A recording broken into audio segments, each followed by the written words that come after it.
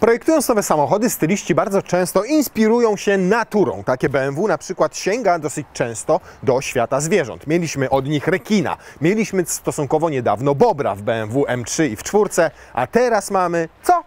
A teraz mamy świnię, czyli BMW XM.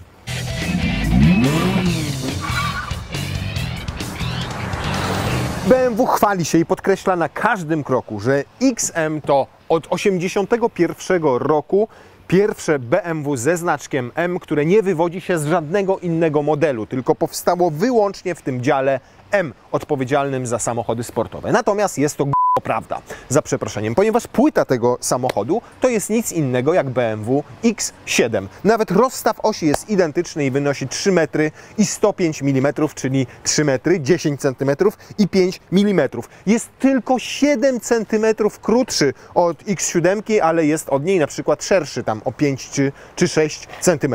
Co więcej, jest to pierwsze BMW ze znaczkiem M, które jest hybrydą i to plug-in. Jednocześnie to najmocniejszy SUV BMW w historii, a za chwilę będzie to też najmocniejsze BMW w ogóle w historii, gdyż będzie wersja Red Label, która będzie miała 750 koni mechanicznych. I BMW w tym aucie zawarło kilka akcentów nawiązujących do tego BMW M1, które w 1981 roku zakończyło żywot. Między innymi ponoć do tego nawiązuje ta czarna listwa, która seryjnie jest złota. Tutaj mamy pakiet Shadowline, i przez to jest ona czarna, tak samo jak wstawki tutaj na drzwiach i wiele innych czarnych elementów. Do tej M1 wspomnianej nawiązuje też to laserowo grawerowane logo, które jest po obu stronach szyby. Swoją drogą zwróćcie uwagę, jak ona ma płaską powierzchnię, jak szeroko zachodzi na boki, jak pozbawiona jest tutaj gdziekolwiek rantów, tylko wszystko jest tutaj maksymalnie wypłaszczone. Dużo natomiast jest takich elementów, do których faktycznie styliści przywiązywali wagę, bo na przykład to klameczka ma takie pryzmaty, słuchajcie, i bardzo ładnie to wygląda. Ta listwa natomiast jest taka, sprawia wrażenie tandetnej, jakby doklejonej. Wolałbym, żeby to był jakiś fajny paseczek. Felgi w standardzie są 21-calowe, u nas mają 23 cale, wymagają dopłaty kilkunastu tysięcy złotych. Z przodu już mamy oczywiście świecący grill, który tutaj nam się rozświetla w tych miejscach, mniej więcej tak jak było w nowym BMW i7, które już dla Was testowaliście. Tu możecie sobie obejrzeć jego test.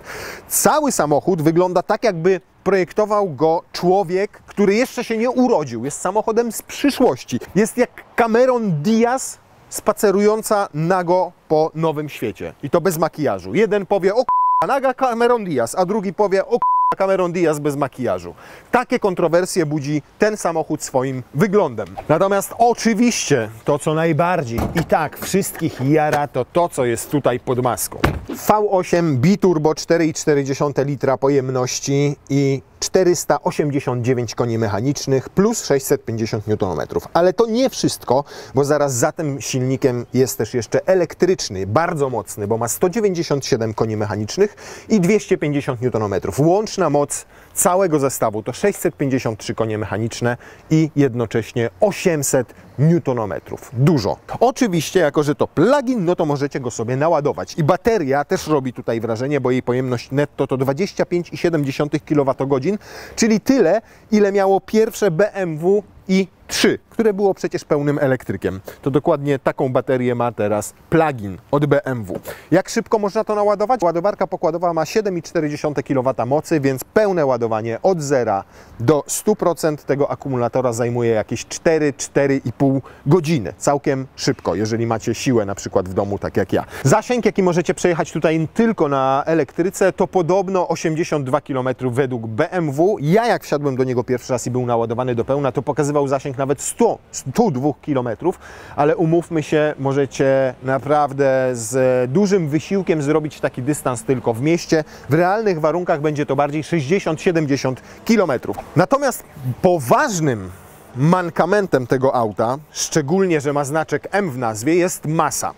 Ponieważ dowalili tutaj dużego benzyniaka, zrobili duży samochód, dorzucili dużą baterię, mocny silnik elektryczny i wiecie, ile waży ta całość? 2 tony 800 kg. Ekologia pełną gębą. 2 tony 800 kg plastiku, gumy, blachy, wszystkich innych materiałów po to, żeby zrobić BMW plug-in. To może przynajmniej mamy tutaj duży bagażnik, bo przecież auto gabarytami przypomina X7. No więc Tak to wygląda. Jak macie tutaj wrzucić coś mniejszego, to nie ma problemu, ale jak macie walizę 25-30 kg i przychodzi Wam ją włożyć do bagażnika z takim progiem załadunkowym, no to zaczynają się problemy, szczególnie, że nie ma tutaj pneumatyki, nie ma tu żadnego guziczka, który obniżyłby przynajmniej o 5-6 cm tę podłogę. Za to jaka modna walizeczka na kable. Fiu, fiu. Ale niestety w standardzie tutaj w BMW nie dostaniecie takiego kabla z wejściem na siłę. Będziecie musieli go sobie dokupić albo zainstalować wallboxa, ewentualnie, no nie ma, niestety. I zobaczmy, czy wejdą nasze walizy. Tak już wiadomo, że nie, więc tylko pozostaje je położyć w ten sposób. I jak je położycie w ten sposób, to sobie możecie to uzupełnić najwyżej jakimiś plecaczkami. Więc 520 czy tam 530 litrów według producenta, a według mnie to 2 walizki, każda po 150 litrów. To wszystko, co tutaj wejdzie w ten sposób, chyba że zdejmiecie półeczkę. No to jak zdejmiecie półeczkę, to wchodzi raz, dwa, tu spokojnie, bez najmniejszego problemu jeszcze trzecia, tylko żeby trzecia weszła, a to, żeby się zamknęło, to jeszcze musicie zdemolować bagażnik. O Jezu. Zamknie się, bo tutaj podobno też, jeżeli chodzi o tył, to nawiązuje stylistyką do coupé, czyli do M1 ten samochód. Weszło, bez problemu. Więc jak zdejmiecie sobie te półeczki, to rzeczywiście jesteście w stanie 3 takie duże walizy tutaj włożyć i jeszcze poupychać trochę mniejszych gratów, jakichś plecaczków. I faktycznie robi się pojemne. Tak. Tak. Jest. Jest. No to ładnie się trzyma akurat. I solidna taka decha. Można grać w padla. Natomiast estetyka samego bagażnika nie budzi absolutnie żadnych zastrzeżeń. Wszystko jest mięciutkie, z grubego filcu wykonane, przyjemne w dotyku. Jest gniazdko 12 V, zapalniczki. Tu jest co? Skrzynka z bezpiecznikami, ale jaki ma skórzany paseczek, żeby pociągnąć. I z tej strony, a tutaj mamy chyba apteczkę, trójkąt oraz podnośnik do samochodu. No. Estetyka ok, zobaczcie, nawet tutaj jest nawiązanie takie właśnie trójwymiarowe, pryzmatyczne, takie jak jest na klameczkach. A jest też w środku, zaraz Wam pokażę. Miejsce. Aby sprawdzić, ile go jest na tylnej kanapie, to oczywiście najpierw się tutaj obniżamy maksymalnie, przysuwamy się do deski rozdzielczej, tak żeby mieć wygodną pozycję. O, mam miejsce na kolana, mam jako solidny chłop, solidnej postury. Siedzę tutaj wygodnie, mogę sobie jechać w dłuższą trasę. Pytanie, jak będzie miał ktoś za mną. No i pod tym względem szapo babo, miejsca jest tutaj w cholerę. Zobaczcie, ile mam go na kolanach. Spokojnie mogę tam włożyć sobie nogi jeszcze pod fotel, stopy. Tu mam bardzo dobre podparcie ciągle w tym miejscu na uda. Wysokie oparcie kanapy, więc jest mi tutaj po prostu wygodnie. Nawet miejsca mam wystarczająco nad głową. Tutaj znajdują się gniazda USB-C oraz mocowania do uchwytów, na przykład na tablety, żebyście mogli się i ładować, i oglądać sobie jednocześnie. Klimatyzacja seryjnie jest 3-strefowa, tutaj z tyłu macie jedną odrębną strefę, tu dodatkowo gniazda USB-C jeszcze 2, tu jakaś półeczka, tutaj gniazdo zapalniczki. Natomiast jeżeli chodzi o wyprofilowanie tej kanapy, no to już jest tak sobie, bo będziecie tutaj, jak ostrzej kierowca pojedzie, latali na boki.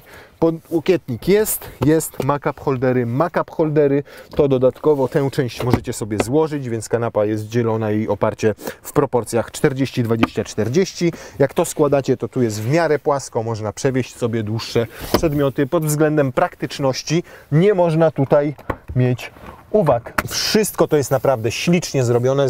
Zwróćcie uwagę tutaj na boczek ten. Jak jedziecie, no to tutaj często się opieracie i on tutaj jest idealnie zrobiony, mięciutki, ze skóry wysokiej jakości. Co ciekawe, innej skóry do tego auta nie zamówicie. Zobaczcie na wykonanie drzwi. Tu jest skóreczka i to przyjemna, z ładnymi przeszyciami. Tutaj z prawdziwego, z satynowego, nie wiem, aluminium, czy ze stali zrobiony ten panel, głośniczki Bowersa Wilkinsa. Tutaj jest wszędzie też miękki, przyjemny materiał przypominający skórę, choć akurat już tutaj w tym miejscu skórą chyba nie jest. I ogromne dwa schoweczki, które mieszczą spokojnie nawet 1,5 litrowe butelki wody. I jeszcze teraz zwróćcie uwagę na dach. Tutaj ukryta jest listwa świetlna, sama podsufitka to jest takie trójwymiarowa pryzma, ona ma różne nieregularne załamania, przepięknie wygląda to nocą. Nie możecie tutaj zamówić żadnego szklanego dachu, tylko jest taka podsufiteczka oryginalna, plus to podświetlenie, które oczywiście można zmieniać i które jednocześnie zmienia się razem z trybami jazdy. Nawet zaraz wjedziemy z silnym do garażu i Wam to pokażemy, jak to wygląda nocą. Co ciekawe, to XM jest jedynym BMW w gamie, w którym w zasadzie nie możecie sobie dobrać żadnych opcji. Jest ich dosłownie tylko kilka. Shadowline, czyli te czarne listwy zamiast złotych na zewnątrz, tak jak Wam pokazywałem. Bowers & Wilkins za 23 000 złotych, system grający. Do tego jakiś pakiet asystentów jazdy za kilkanaście tysięcy złotych, większe felgi i to w zasadzie byłoby wszystko. Jednocześnie jednak jest to najdroższe BMW w podstawie 950 000 złotych. A jak doposażycie go w te indywidualne kolory, w te większe felgi, w tego Bowersa i Wilkinsa, to nie przekroczycie bańki 100 000. Nawet tapicerki innej nie można wybrać, tylko taka jest w standardzie i pozostaje do końca. Kolorystyka jej tylko może się różnić. A zanim przód Wam pokażę, to jeszcze silnik. Znaczy brzmienie silnika, a w zasadzie brzmienie wydechu.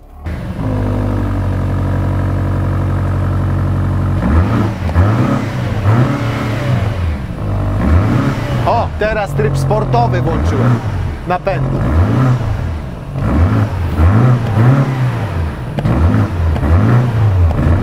Dupy nie urywa, jak na samochód ze znaczkiem M, który ma 653 konie mechaniczne, ale też trzeba powiedzieć uczciwie, że jak na współczesne czasy nie jest źle, bo auto ma pewnie z 8 katalizatorów, 2 GPF-y, wszystkie te sondy lambda podwójne i tak dalej, więc i tak jest całkiem nieźle. Natomiast słaba rzecz jest taka, że nie możecie tutaj dobrać ceramiki, a tarcze, jak na samochód, który waży 2,8 tony, to są raczej mikre, tak bym rzekł, szczególnie ta przednia.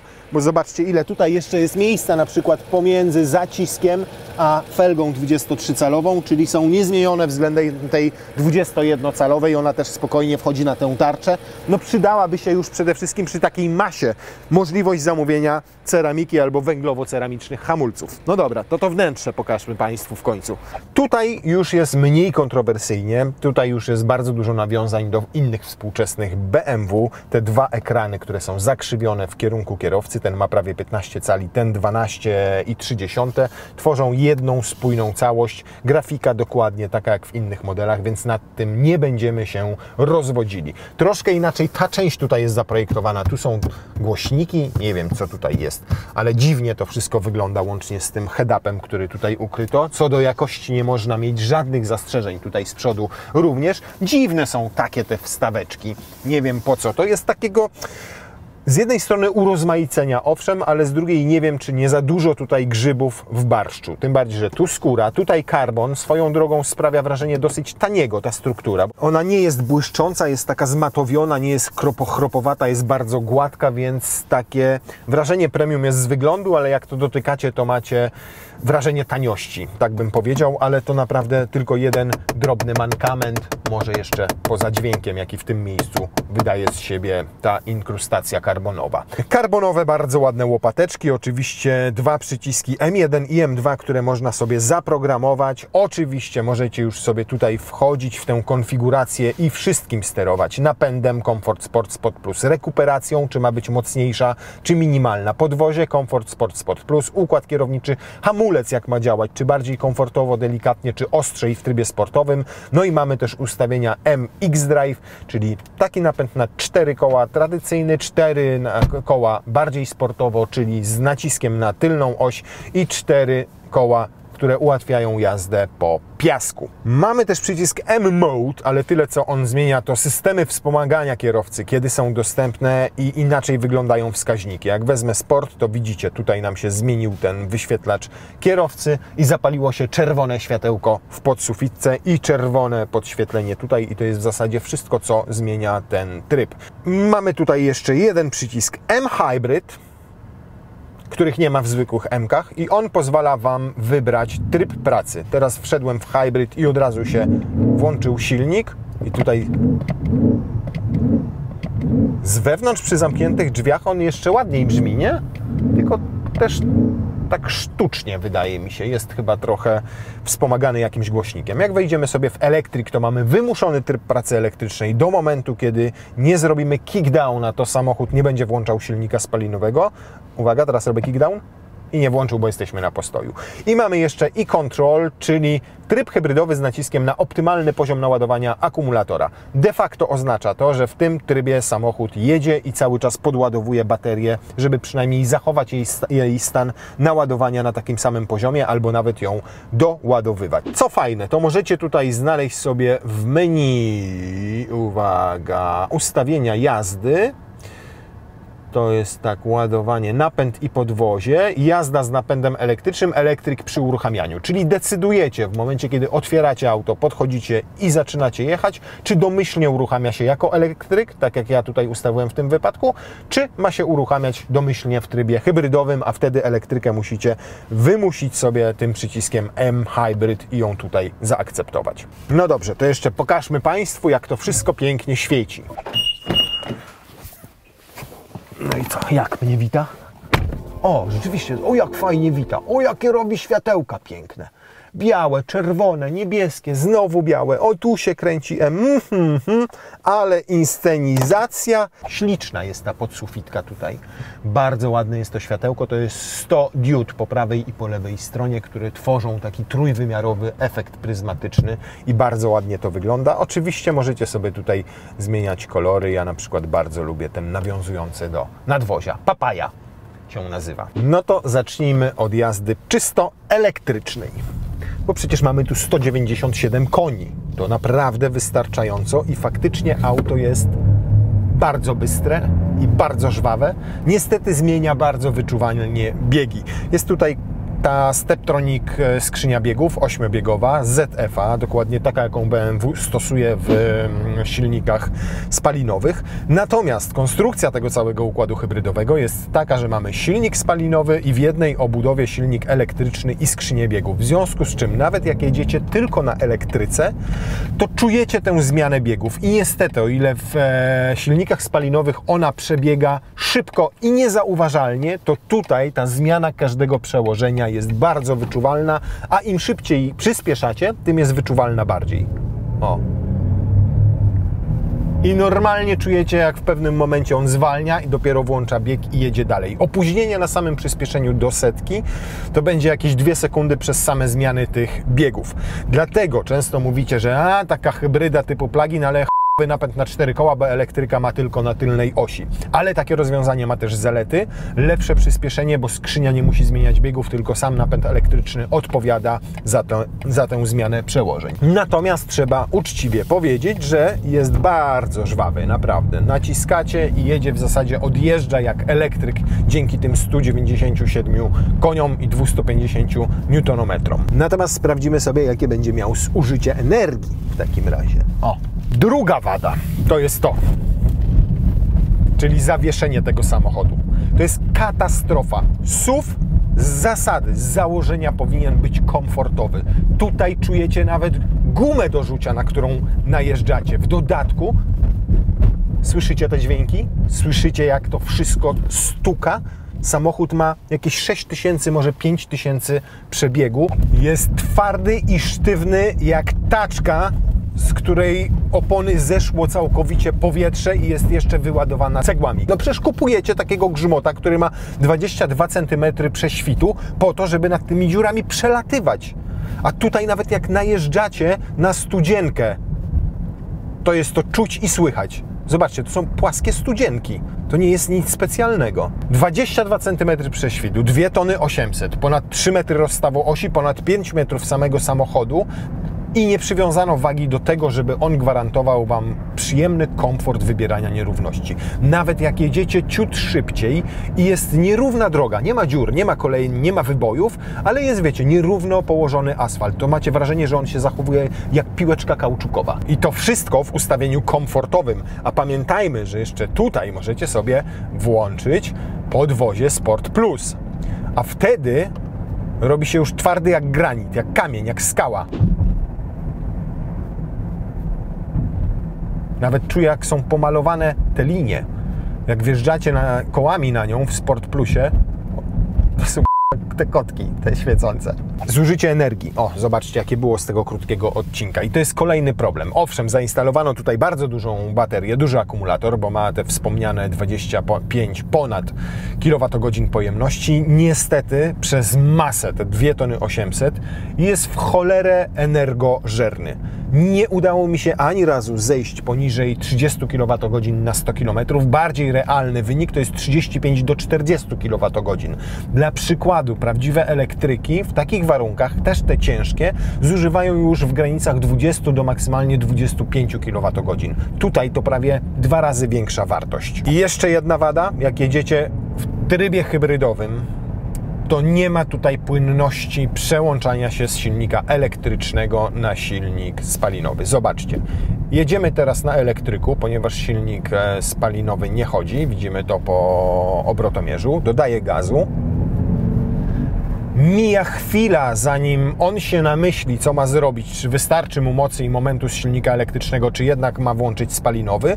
Włącza spalinowy i czujecie szarpnięcie. Jak przyspieszam sobie łagodnie, to tej spalinówki nie włącza, ale na przykład chcę mocniej przyspieszyć i uwaga.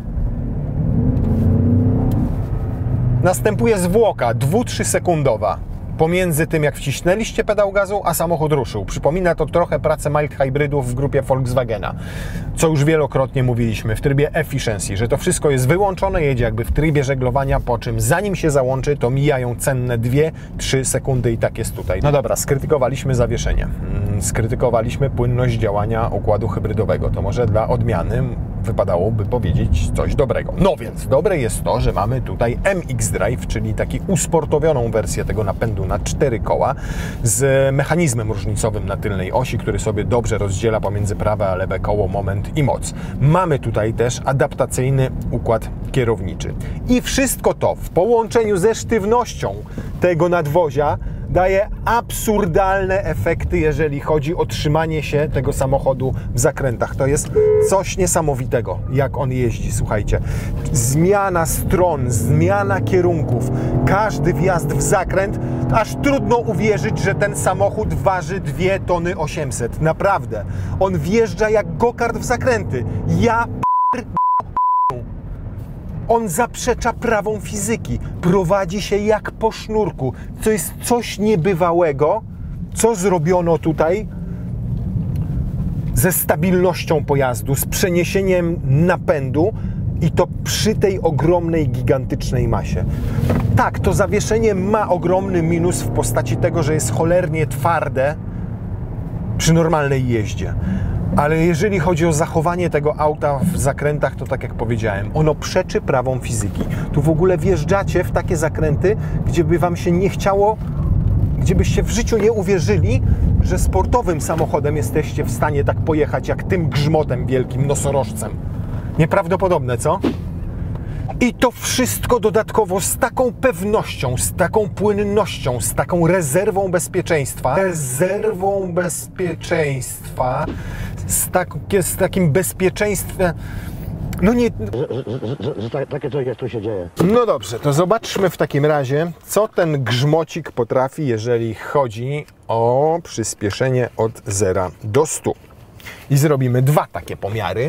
Jeden to będzie pomiar tylko na elektryku, bo spodziewam się tutaj naprawdę dobrego wyniku, mimo że ta skrzynia tutaj muli, to myślę, że jesteśmy w stanie zrobić to w 10 sekund, dzięki temu, że on jest dosyć mocny. A drugi pomiar to oczywiście będzie już w trybie sportowym i wówczas sprawdzimy, A ciekawe, no właśnie, jak jestem na elektryce, to ja tutaj nie mogę nic zmieniać, tylko mogę hamulec, układ kierowniczy, podwozie, napęd, nie ma już komfortu sportu i sportu plus.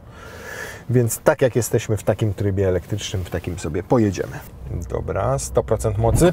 O kurde, na samym elektryku, ale dobrze, ale o matko.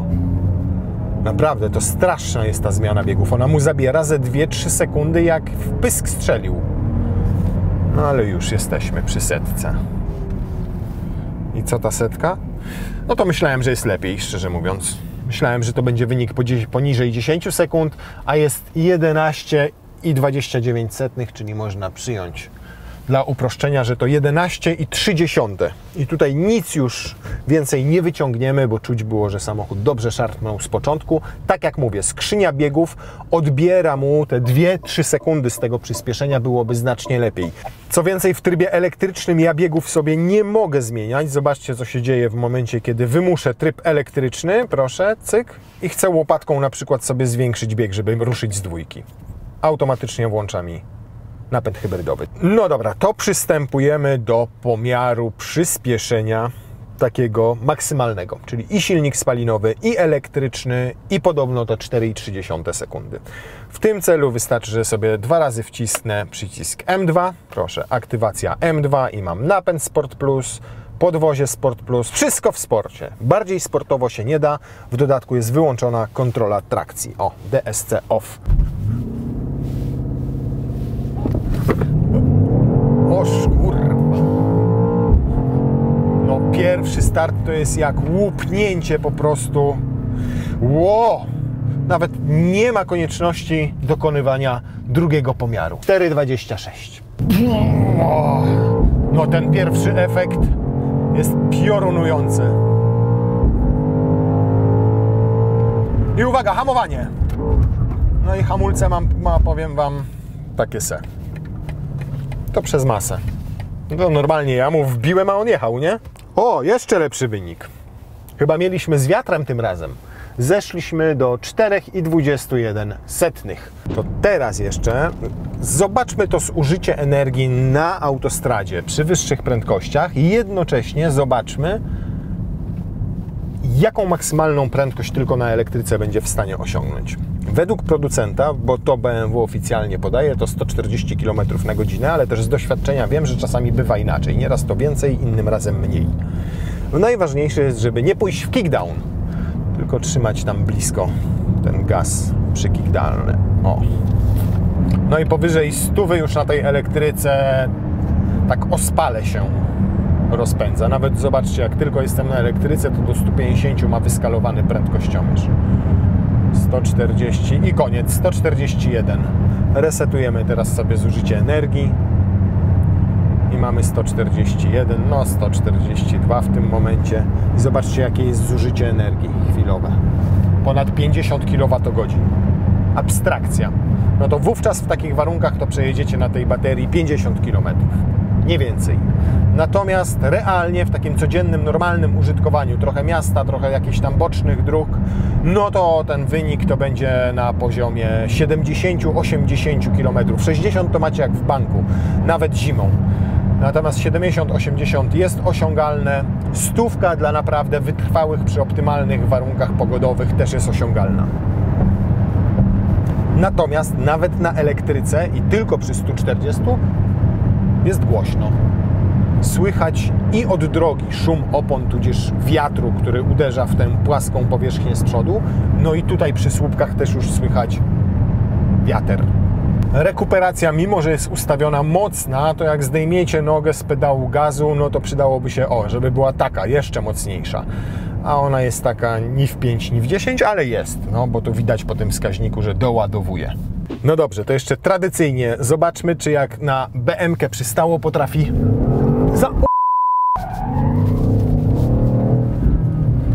Już w mordę, aż mi zacisnęła wszystkie pasy. Nie ma tu jednej rzeczy, która by się przydała, mianowicie skrętnej tylnej osi.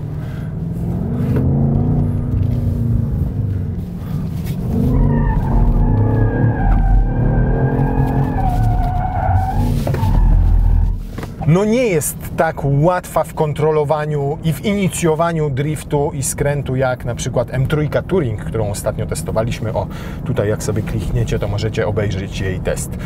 Tutaj jest to trudniejsze. Ten samochód jest strasznie nadpobudliwy przez te newtonometry, które ma od razu z tej elektryki. Trudniejszy do opanowania, mniej przewidywalny w takiej agresywnej już jeździe. Generalnie on w ogóle sprawia wrażenie takiego nadpobudliwego, takiego pobudzonego permanentnie i wiecznie. I jeżeli chodzi o ten układ kierowniczy i to zawieszenie, on się po prostu jakby rwał się cały czas do takiej szybkiej, brutalnej, wulgarnej jazdy. No to pozostaje nam jeszcze tylko sprawdzenie, ile to paliwa będzie zużywało, jak wyczerpie nam się bateria.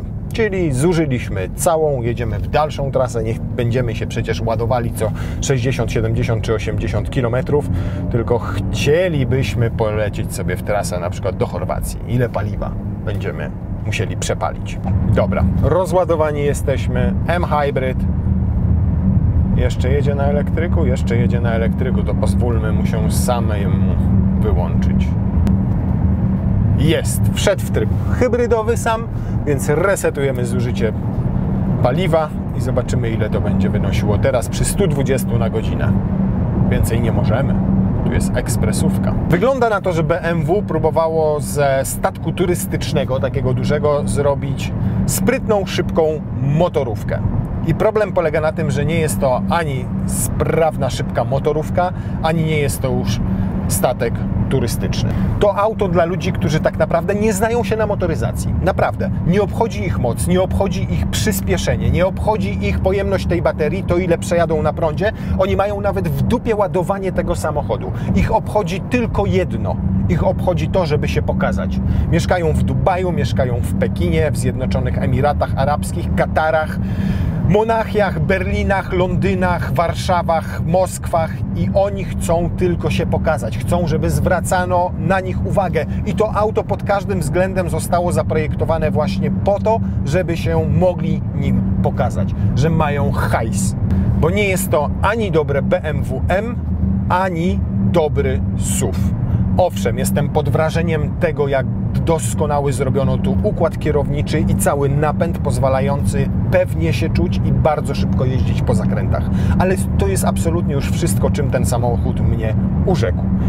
Niepłynnie działa układ hybrydowy. Fatalne, za twarde zdecydowanie, za sztywne jak piłka kauczukowa skoczące i jest to zawieszenie. Owszem, jest bardzo luksusowo zrobiony i to mi się w nim podoba. Natomiast największym jego problemem jest co innego. Największym jego problemem jest BMW X7 w wersji M60i, które jest tylko 0,4 sekundy wolniejsze w przyspieszeniu od 0 do setki, a jest dużo bardziej przestronne we wnętrzu, dużo cichsze, dużo spokojniejsze, dużo przyjemniejsze w codziennym użytkowaniu i kosztuje 300 000 złotych mniej. No dobra, jak uwzględnimy wyposażenie, no to powiedzmy się zrównają, to ta różnica się zmniejszy do 200 000 złotych, ale to nadal mniej. I BMW X7 przede wszystkim zostało wbudowane jako prawdziwy SUV, a to niestety przez to zawieszenie to jest auto. Cieszę się, że takie auta powstają, bo to dowodzi i fantazji ich producentów i inżynierów i ich kunsztu. Natomiast niestety jest to przerost formy nad treścią, szczególnie jeżeli uwzględni się fakt, że waży 2 tony 800 kg. Gdzie tu jest ekologia BMW? Ja się pytam. Na te 500 kg baterii, silnika elektrycznego, wszystkich tych innych cholernych cudów, skoro średnie zużycie paliwa potem, jak mi się rozładuje bateria z jazdy autostradą, mam na poziomie 12,7 litra. 12,7. Cały czas jadę 120.